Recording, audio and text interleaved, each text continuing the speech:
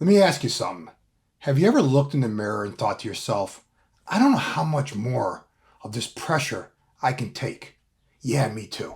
See, pressure has a way of creeping in. It tests our confidence, our capacity, our clarity. But here's the shift. Pressure isn't the enemy. It's a privilege, a signal that you're trusted, that you're playing at a higher level, that what you're doing actually matters. Today, we're going to unpack what great leaders know about pressure and how they don't just survive it, they use it to grow, to lead, and to move the needle when it counts. Let's dive in. Mid-year is when the weight often starts to hit. Goals, pivots, shifting demands. But pressure isn't always a problem. It's often a signal that you're being trusted with something important, that someone sees your capacity to navigate complexity, that the stakes are high because the impact is high. See, great leaders don't just survive under pressure. They reframe it. They fall in love with their problems. See, they see challenges not as setbacks, but actually as invitations to lead, to create, to make meaningful progress. And they model that mindset for their team. Because how you show up when the heat is on, that's the leadership lesson your team will remember. Here's where many leaders get stuck. See, their team looks productive. Fires are being put out, problems are being solved, but something still feels off because activity isn't the same as progress. And under pressure, that difference gets blurry. See, under pressure, people often default to what's urgent instead of what's important. They stay busy, they react, and they get stuck in the same cycles.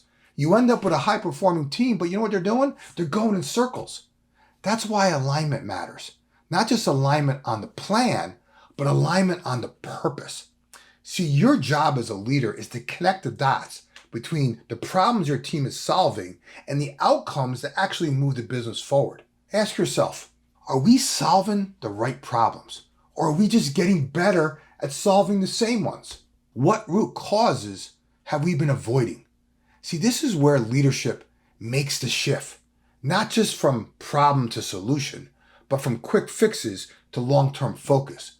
Because when your team understands the why behind the pressure, they stop chasing urgency and start driving real results. See, pressure doesn't just test our endurance. It tests how well we've already equipped our team to think. And in high-stakes moments, that gap gets revealed. See, it's easy to say, bring me solutions, not problems. That's cliche. But if your team hasn't been taught how to analyze, prioritize, or think critically, they're going to default to handing the problem back to you every single time. That's a coaching opportunity. This is an opportunity for you to level up your leadership, for you to model calmness, for you to embrace complexity, and most importantly, to let your team rise. You can start by helping them reframe how they see the problem. Not as fires to fear, but as a signal that something meaningful is on the line. So you level up your team when you ask them better questions. What's the real problem we're trying to solve? What have you already tried that has worked? What hasn't worked the way you had hoped? And then why do you think that was? Who else needs to be involved? See, these types of questions build critical thinking skills. And your job as a leader is to let them work through each one. Let them own it. Because the moment you stay curious in your questions instead of reactive and trying to solve the problem, you stop being the fixer. Instead, you become a force multiplier. That's how you build a team that thrives under pressure. That's how pressure becomes a privilege for everyone, for you and for them. See, every leader faces pressure. The difference is how they navigate through it and what they create because of it. So let me ask you, are you becoming a crutch for your team? Or are you modeling how to lead through pressure with clarity, courage, and conviction? See, your team is watching you whether you realize it or not. They don't need a flawless leader. They need a grounded one.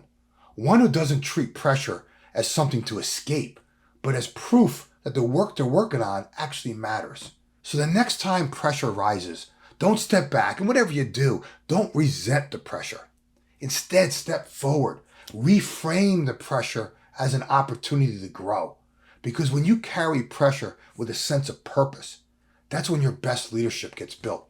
This has been part one of a two-part series I'm doing on leading through pressure. Join me next week for part two or subscribe to be notified. In the meantime, if you're ready to elevate your leadership brand, influence, and impact, I've got something for you. Download my free ebook, The CEO Shift. Empower your leaders to think like entrepreneurs and lead like owners.